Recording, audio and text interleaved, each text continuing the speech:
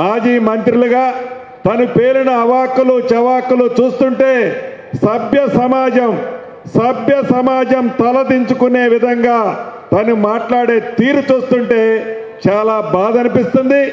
ఏదైనా అది వారి సంస్కారానికే మనం వదిలేయాల్సిన అవసరం ఉంది. నేను ఈ వేదిక మీద నుంచి వారిని ఒక్కటే అడగదలుచుకున్నాను.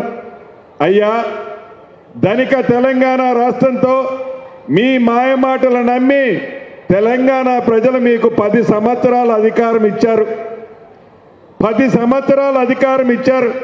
10 సంవత్సరాల అధికారం ఇచ్చేనాడు పేదోడి ఇంటికి 200 యూనిట్లు ఉచిత విద్యుత్ ఇవ్వద్దు అని మేము అన్నామా? 500 రూపాయలకి గ్యాస్ ముద్ద ఇవ్వద్దని మేము అన్నామా? ఆడబిడ్డలకి ఆర్టీసీ బస్సులో ఉచిత సౌకర్యం ప్రయాణం కల్పించొద్దని మేము అన్నామా? పేదోడి పిల్లలు హాస్టల్లో చదువుతుంటే సరిగ్గా బువ్వ పెట్టాలని నీకు సోయి లేకపోతే 40% డైట్ ఛార్జీలు, ఆడపిల్లలకి 200% హాస్పిటల్ ఛార్జీలు పెంచొద్దని మేము అన్నామా? నిరుద్యోగ యువతని 2 పర్యాయాలు నువ్వు మోసం చేస్తే 9 నెలల్లో 60,000 ఉద్యోగాలు నిన్ను ఇయ్యొద్దని చెప్పామా? ఉరేసుకున్నట్లేని నువ్వు చెప్తే దానికి భిన్నంగా రైతును రాజును చేయొద్దని మేము చెప్పామా?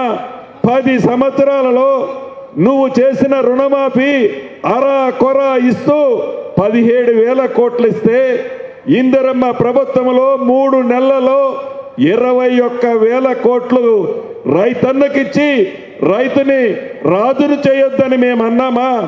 సన్న వడ్లేసిన రైతన్నకు మద్దతు ధరతో పాటు క్వింటాలకి 500 రూపాయలు ఇవ్వొద్దని మేము అన్నామా?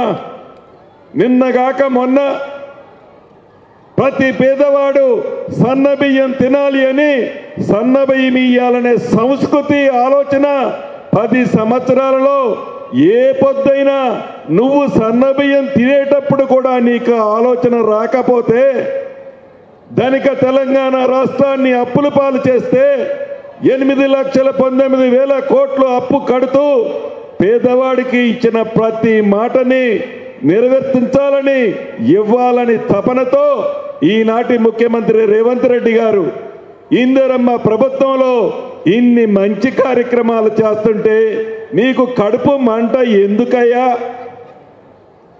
10 సంవత్సరాలలో ఏనాడైనా కనీసం పేదవాడికి ఒక తెల్ల రేషన్ కార్డు ఇవ్వాలనే ఆలోచన కూడా నీకు రాకపాయా. ఎప్పుడు ఎన్నికలు వచ్చినా బొమ్మలు చూపించేవాడు. నీకు కొడుకుకు పెళ్ళైతే నీకు కొడుకు కోడలు ఏ గదిలో పడుకుంటారు? నీ బిడ్డకు పెళ్ళైతే అల్లుడు నీ ఇంటికి వస్తే అల్లుడు బిడ్డ ఏ గదిలో పడుకుంటారు?